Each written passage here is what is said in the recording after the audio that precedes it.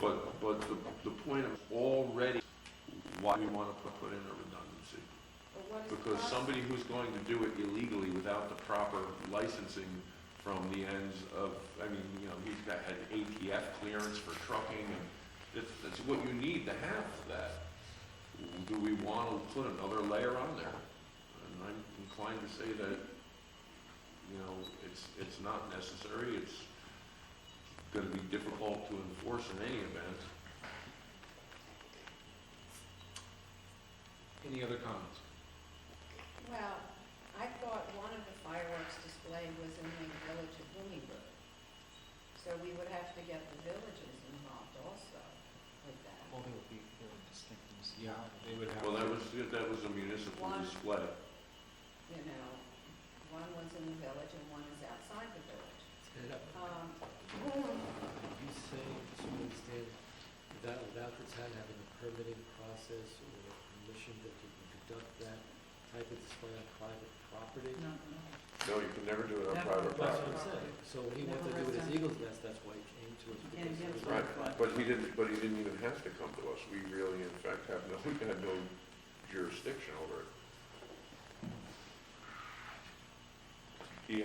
There's a very clearly delineated, Right. you know, path that he has to follow, and one of them is, you know, and you already have the professionals involved. You know, you have the people who are trained to oversee it already involved.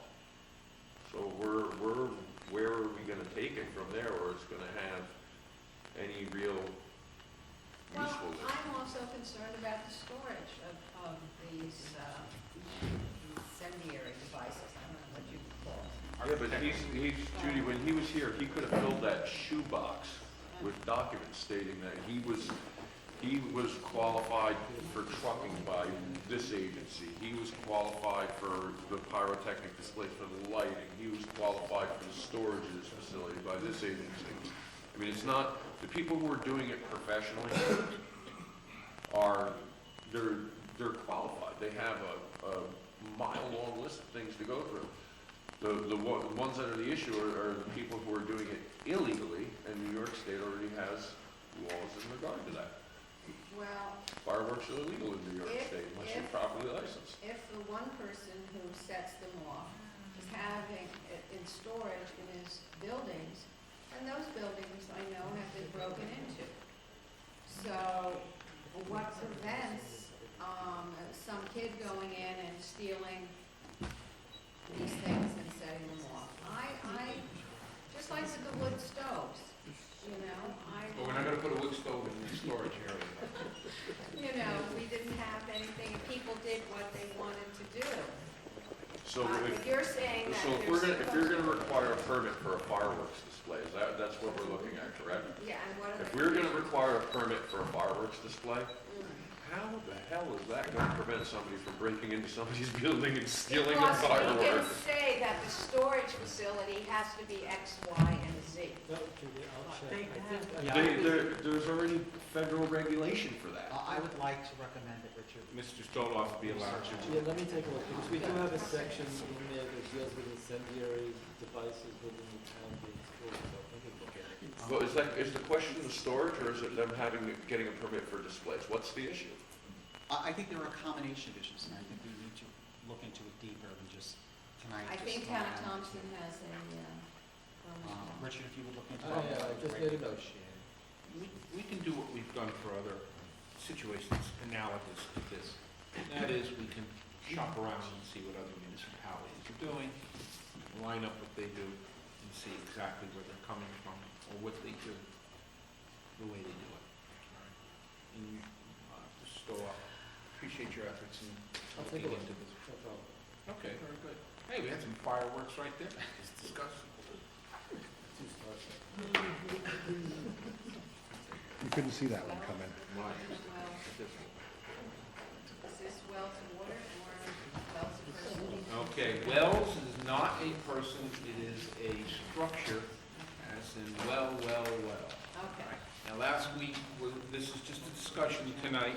Last week, everyone received a copy of the proposed Chapter 195 of our code dealing with wells. This was brought about by and through the review committee, the Mamakating zoning review committee.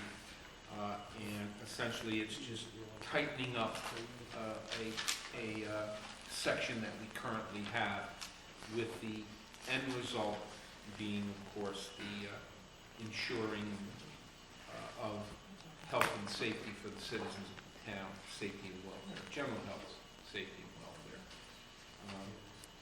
It's particularly accented that area, requiring waivers, and placed the responsibility of the waivers on the individuals who also are responsible for the general health of the public, and that is the Department of Health. And it is clearly defined, made clear-cut definitions here, and provided us with appropriate references on which the law is predicated. The law. This is not in a local law format. This is just in the code book format. Upon our review, there's, we've read it, we have the opportunity to write things in the margins are annotated, and then when that's done, we can put it in the machine for allowing it to become a local law. And you all know that process, it's put in local law format, and we, of course, have to do seeker, we have to declare ourselves, we have to have a lead agency deals with this in order to do seeker. We have to set a public hearing, we have to do the seeker process, listen to the public, and then, of course, act on it. You all know the exercise here. You've all been here through several of these already. The impetus is that we do it correctly, and that we end up with a law that's fair to everyone, but above all, that promotes the general health, safety, and welfare of the people. Enough said. So, I don't know if you've had a chance to read it or review it. I've read it numerous times. It's really a deferral to the New York State Department of Health regs. That's correct. That's all. So, Instead of that, I don't know where or when the one that we had there was instituted, but I think When Dr. Lister had something to when do with it. when you use the term tighten up, I don't think that really, Archie Bell and the Drells, 1968. but I don't think the term tighten up even begins to address what was the difference there. All right, so moving on. Okay. Got it with the Wells? Yeah, I read it. It's Wow. pretty cut and dry. Okay. Now, there's something not on the discussion section here, the work session that I threw in here, and that's Crystal Run project. As you know, we've been discussing this on and off for a number of months. In the last session at which we discussed this was 2 weeks ago, which time I'd taken a site visit. All of us have taken site visits, and very informative description of the process itself. It's been reviewed by our engineer scrupulously. However, some comments were made last week as to Something what came up. it was. Something came up. That's a storm drain system. It's a flood system. It's not a watertight system. That's what came up. Translation is it's made to lade off heavy volumes of water rapidly. And then once that water is gone, the groundwater basically, it seeps into the groundwater, anything surrounding. He's talking about a consistent flow. And the issue that came up was a concern, and I think it's a very legitimate concern, where the French drain comes into the catch basin, is going to be a persistent flow, where the pipes run out of the catch basin. It's not sealed. So it will fill up the bottom of the catch basin and then just slowly leak out from around potentially any pipes. So there's a little bit more that needs to be addressed than the size of our pipes, because what's going to happen is now that's going to manifest itself as excess groundwater elsewhere without reaching the end. And that can be detrimental, especially if that should happen underneath one of our roads. Is there a way we can call these individuals back and present this to them in order to be able to prevent that from happening? Well, I think we need to speak with John first. All right. And, you know, I mean, I would imagine we would need, I mean, it's pretty basic, and I think that, you know, it's like engineering 101, you gotta get your information. You have to have an idea of what kind of flow you're looking at, how persistent it is, because you're talking about water running constantly. And the last thing we need is a soft spot underneath one of our roads, All right, that's what we'll do. or directing it into somebody's Yeah, just lawn.